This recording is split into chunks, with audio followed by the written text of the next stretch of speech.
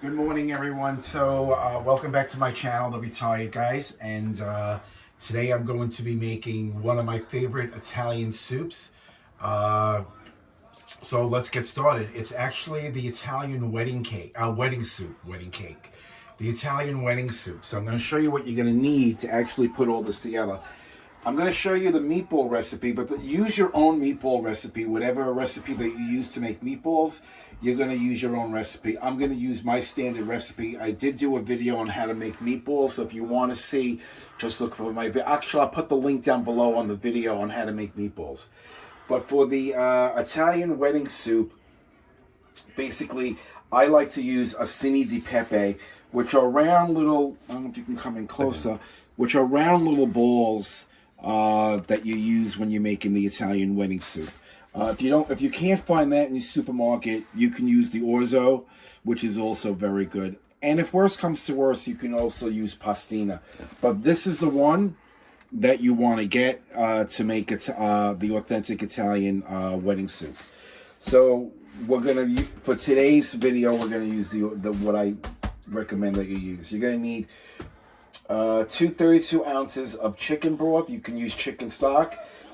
This is 32 ounces. This recipe calls for 8 cups.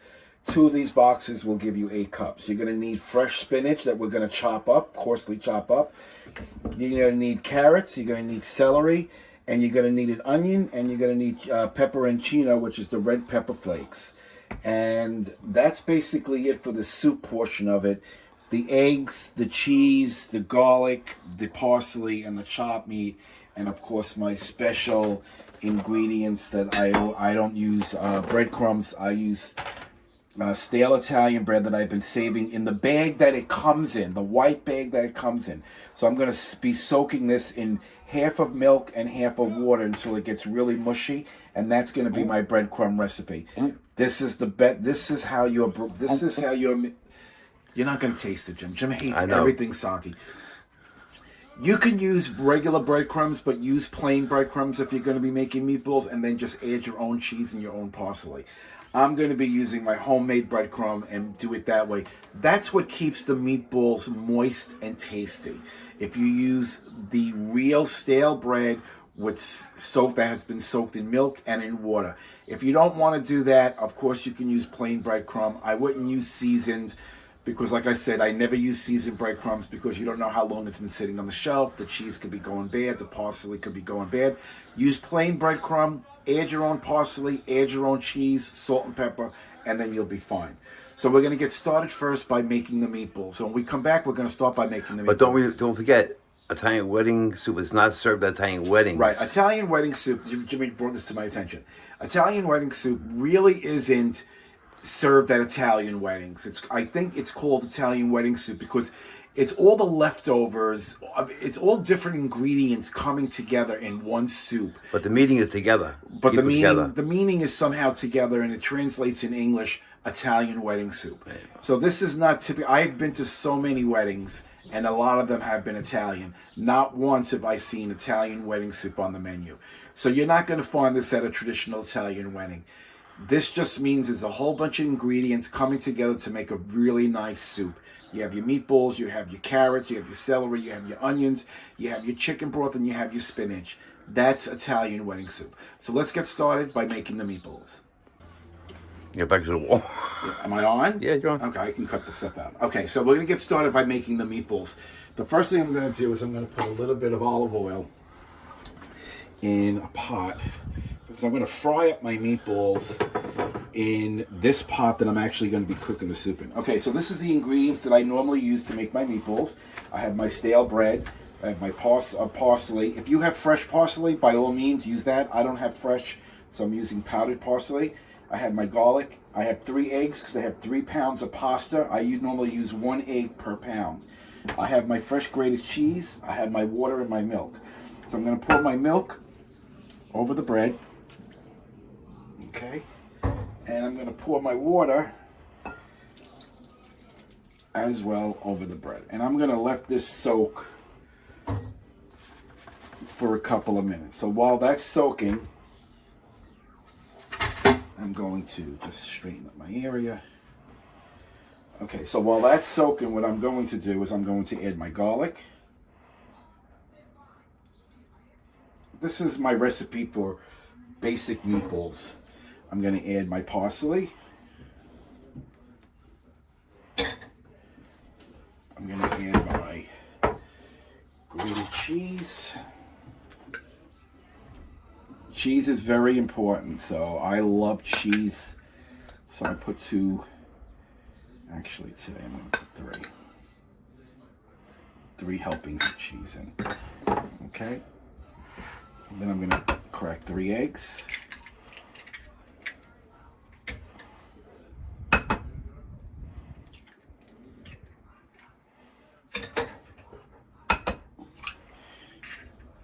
Some of you may think that I may need a bigger bowl, but this is fine.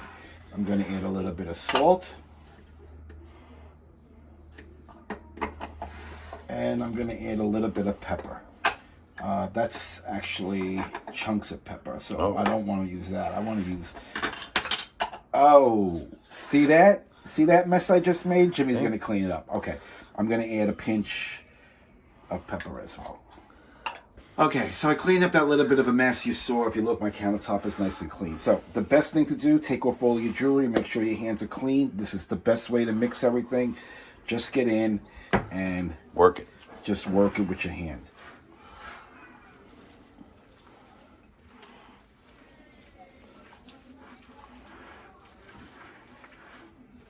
Now remember, the only thing that's missing in this right now is the breadcrumb. If you let your meat sit out for about a half an hour to about 45 minutes, it'll be warm, and when you mix it around, it won't be freezing your hands off. This is the best way to mix your chopped meat for your meatballs. If it was good for my mother, it's good for you. It's good for me.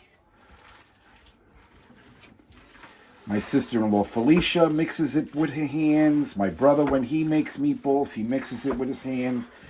My father made it this way. He mixed it with his hands. But how else could you think of it? How else could you? Some people don't want to touch the chopped meat. Some people think it feels really kind of gross. So what they'll do is they'll use like spoons and forks and just like try to mix it. But that's crazy. Yeah, it's not that it's crazy. It's their way. Wear gloves. But right, if you don't like feeling what the chopped meat feels like, wear gloves. Yeah. Okay. I may add a tiny bit more cheese to this, but I'm not going to do that until I add my breadcrumbs. Okay, so my bread has been soaking. It's nice and soggy. See, as you can see. So what I do is I just squeeze it out. Oh, thank God. You could reuse that milk bar, right? Coffee? God, no. It's gross. And you just break it up inside. Don't judge me. Don't judge me. You break it up inside your chopped meat. I know people like to use breadcrumbs, and that's fine. But if you never had a meatball made with real bread, making your own breadcrumbs out of bread, then you actually haven't had a really good well, you probably have, but this is the best way because fresher. It's not that it's fresher. Your meatballs will always come out the same. I don't trust the store-bought breadcrumbs. So unless they're plain, if they're plain, then that's fine. Okay, I just have 2 more pieces right here. Gotta squeeze out all the juice. This part on the end right here is hard, so I'm gonna just leave that out. That's hard too. So I'm just going to squeeze out this last bit. I know. If Jimmy's right now gagging because he hates anything soggy. And then you just break it up into the chopped meat. Okay, we're going to get rid of this because we don't need this no more. And no, we cannot use it for coffee. Okay. And now what you're going to do is you're going to get in here and you're going to... It's a good mix. Good turning over. A good working over. Yeah, good working over. All right, as Jimmy would say. So,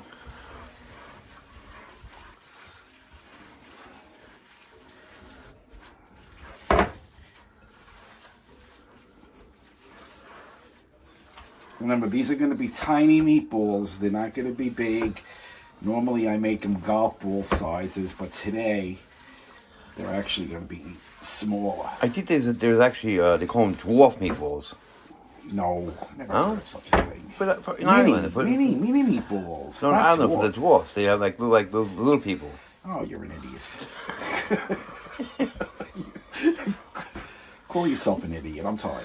Right. All right. So for me, what I'm going to do is I am going to add a tiny bit more cheese, but I'm going to rinse off my hands.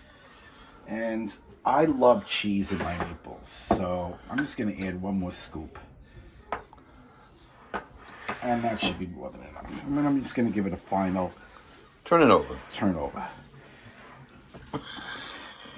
Jimmy, my God, you're more involved this time with, Well, hey, so can't wait for people to actually start meeting you, like on camera. I know. Well, first I got to get you to Florida. I've been to Florida so many times, like within almost a year and a half, almost 2-year period. He has not once come down with me. I got to work. I got a job. Yeah, he's got to work. He's got a job. He's dying to get rid of me. That's what it is. Okay, so Everything has its perks. yeah, exactly. All right, so my meatballs are done. And what we're going to do is when we come back, I'm going to start boiling them up. And before I put them in the oil, and we're going to fry them up. And when we come back, we'll show you how that goes. Okay, so I started making some of them. If you can see, I have them out on a tray. I decided that I'm going to actually bake them. You can bake them or you can fry them. Totally up to you. Some people even put the meatballs in the soup raw as the broth is cooking. But if you're going to do that, make sure the broth is at boiling temperature already before you add it. Don't put the broth in and then add your meatballs in raw. Cook your broth, get it to a boil, then add your meat, and then I think you'll be fine. So to get them this size, again, this is a really good size. That's a perfect size. Some of these may be a tiny bit bigger than I normally make them, but these two on the end right here are small. So what I did is I have this small little scooper, and I just take a little bit, scrape off the sides, and scoop in, roll it up, and that's really a perfect size bowl right there. That's a perfect size meatball. So, but I have my tray full. I have my oven on 350. What I'm going to do with the rest of the chop meat is I'm just going to make a couple of meatballs just to munch on during the day, but I'm not going to make them small. I'm actually going to make them like my golf ball. So I'm going to show you. This is the normal size I make my meatballs. And I wouldn't go any bigger than this. It's totally up to you, but that to me is a perfect size meatball. It is, yeah. So I would make your meatballs about that big. It's probably like golf ball size. So what I'm going to do is I'm going to make a couple of these for me and James to actually munch on as I'm waiting for the soup to actually cook. So, but this is the size that you want to make your meatballs when you're doing the Italian wedding soup. If you can actually get them all to be that small, that would be perfect. That's a perfect size. This is a perfect size here. Yeah, some of these are a tiny bit bigger, but they're still small enough to cook nicely in the soup. So I'm going to cook those in the oven. And when we come back, we're going to start putting the soup together. Okay, so I got my meatballs in the oven. As you can see, I have them on a rack. Down here, I'm going to open up real quick. Okay, so they're cooking. All right, so I'm going to let them cook for a couple of minutes more. Now we're going to get ready for the soup part. So basically, I have my bowl here. And I told you I was going to cook my meatballs in the pot, but I decided that I was going to actually bake them. No, you said bake them. Yeah, no, I said I was going to cook them in here first, and then I decided I was going to bake them. I don't have it on yet, so what we're going to do is we're going to cut up the carrots. So basically, you need about 4. You may need less. It's totally up to you if you like carrots. And we're just going to chop them up in cubes. I'm just going to do 1 just so I can give you an idea of what size you want your carrots to be.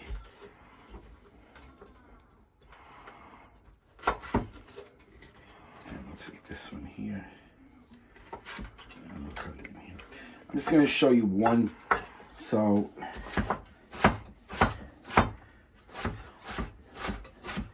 this is a good size right here. If you can see these little baby pieces here, that's a good size for your carrots to be. So you want to cut up your carrots, you want to cut up your celery the exact same way, and you want to cut up your onions. So when we come back, this will all be done. Okay, so if you look down, I cut all my vegetables that I need. I didn't use all the carrots or all the celery, and I only used half of that big onion. So I put the rest of it in here, which I'm going to save because I'm going to make my sofrito, and that's what I use for my base of all my sauces and gravies. So that's good. I'm going to save that for the side. So I got my pot here. I got the heat on, and I have it on a medium. And the first thing I'm going to do is I'm going to take my... Let's pick this up. Let's use my carrots first. So, My celery, sorry. Then we'll do the carrots. now does it make a difference which one you put in first? No, it doesn't make a No? difference. Okay, make sure. And then I'm going to throw my onions in. Your onions. My onions. Get those onions out of here. Okay. So we're going to leave that. Basically, we're going to let this... Remember, we don't want to cook these. We want to just sweat them out. So you can put this on a medium to high. And if you notice, we're going to just leave them here. We're going to sweat this out a little. I put a little bit of olive oil. If you fried your meatballs in the pot that you're actually cooking your soup in, you want to keep those drippings on the bottom. But remember, I did mine in the oven. But if you did yours in the same pot, keep your drippings. I'm just going to add a little bit of salt and pepper to taste. This is salt and pepper. I keep picking up my coarse pepper, and I want my fine pepper. Fine pepper. So we put a little bit of fine pepper in. And we're going to put a little bit of salt in because remember, the chicken broth is salty as it is. You can always add salt to taste Take flavor. it out. Right. So what we're going to do is we're just going to sweat these out. And when we come back, we'll add the next ingredient. Okay, so I have this cooking. Again, we just want to sweat them out a little, and that's exactly what they look like. Meanwhile, I did take my meatballs out of the oven. They're sitting right here. They're going to sit. The next step we're going to do here is we're going to add our 2 boxes. 2 boxes, 32 ounces is actually 8 cups. So we're going to pour 8 cups of chicken broth. Wow, 2 at a time. Damn, man. Whoa. You don't see that a lot. You don't see that a lot. Let's practice. Okay, so we're going to get rid of those.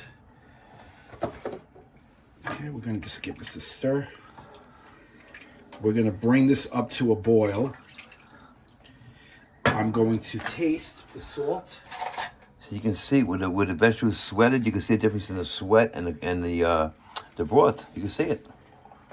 My God, that alone is like Perfect. Is perfect. I'm just gonna add a pinch of salt, and I'm going to add a pinch of pepper. Okay, I'm going to give this a stir.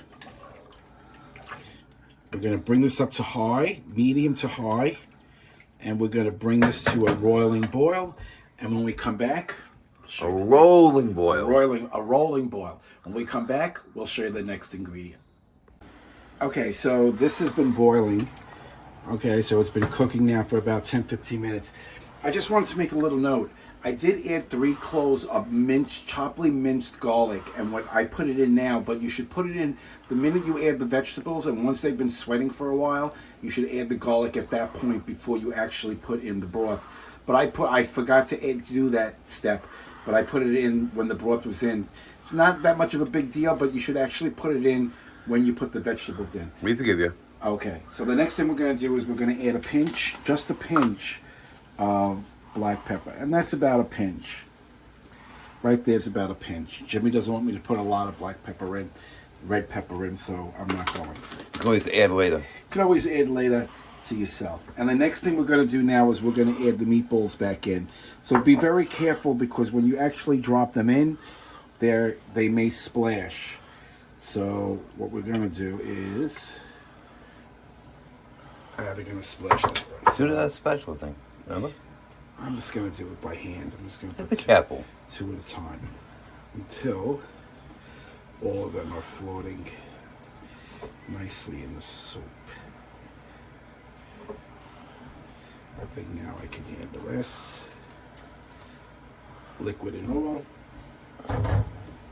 Okay, I want to give this a nice little stir.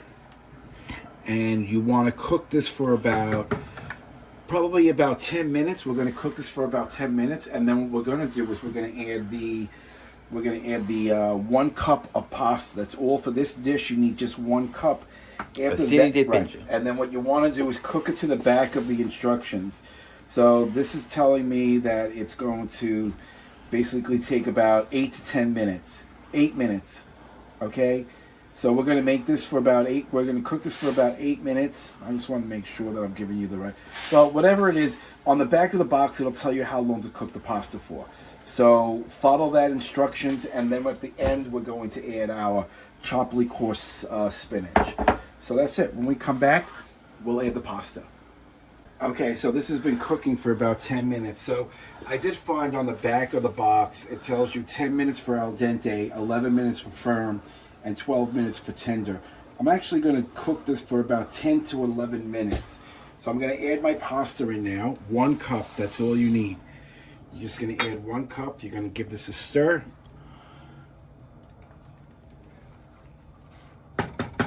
And I am going to set my timer 10 minutes. To 10 minutes. And we'll do it as now. Okay, so we're going to cook that for about 10 minutes. The last thing we do is when that's cooked at about 10 minutes, all of it's done, we're going to add the spinach in, and then we're going to sit down with Italian bread, and we're going to enjoy this beautiful Italian wedding soup. If you want to reheat it, what do you do? Oh, okay. So I'm going to give you a little hint. You understand there's pasta that's actually cooking in the broth. Pasta will continue to absorb the liquid. So if you plan on having this the next day as a leftover, or maybe in a couple of days as a leftover, save some of the liquid, the broth from here, save it, put it in the refrigerator with the leftover. When you go to reheat it, then you pour the liquid back in, you have more liquid to cook it in. Because by the time you reheat this, the pasta would probably have absorbed almost all of the liquid, and you would have no liquid to actually heat it up in. So take some of it out when you're ready to put it away. About a cup. About a cup. I would do about a cup, yeah. And then when you're ready to reheat it in a pot, add that cup of reserved broth, and then you're good to go. So when we come back, we'll finish it up. Okay, so this has been cooking. The pasta is done. So what we're going to do is we're going to take our chopped up spinach, and we're just going to add that inside. You don't got to cook that. It's already cooked. Yeah, it's basically what you're doing is you're just warming it up. You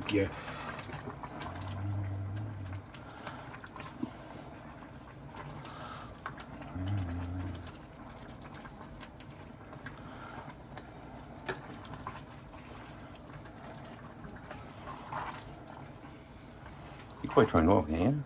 You want some? Yeah, you can check this off. Give it a good stir. The pasta soaked up a lot of the liquid already. Yep.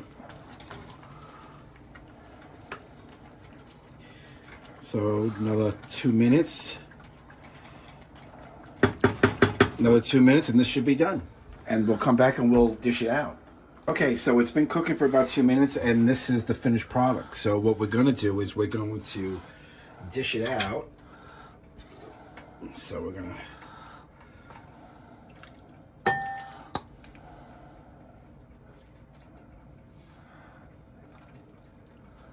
start off with a little bit. Yeah. At a time. So there you go. That is Italian wedding soup. One of my favorites. It doesn't need any salt, but you know me. I love my cheese. And not all Italians do this, or not everyone, but I do like to have a sprinkle of cheese on top of mine. We're going to give it a little bit of a taste. Let me get a big spoon.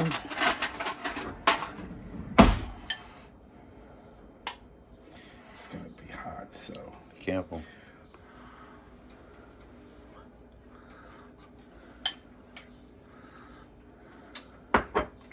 That is so delicious. Follow this recipe. This is a really easy recipe. The soup came out delicious. Again, if you're going to save this for another day, you want to take at least a cup of the broth out, save it, so when you go to reheat it, you have more of the broth because the pasta is going to continue to basically absorb the liquid. So like I say, subscribe to this channel if you like what I'm doing, And please like this video. Share it if you think somebody would actually like the recipe of the Italian wedding soup. I have upcoming videos that I'm going to be doing. One is going to be a beef Wellington. One's going to be a prime rib. So look forward to that. I'm going to be heading to Florida in June, so I'm going to be doing some videos from there. And that's it. So today's a beautiful day. So I'm going to enjoy the soup with my husband. We're going to sit down with a nice loaf of Italian bread and just enjoy. Like I say at the end of all my videos, especially now, take care of one another. Peace out.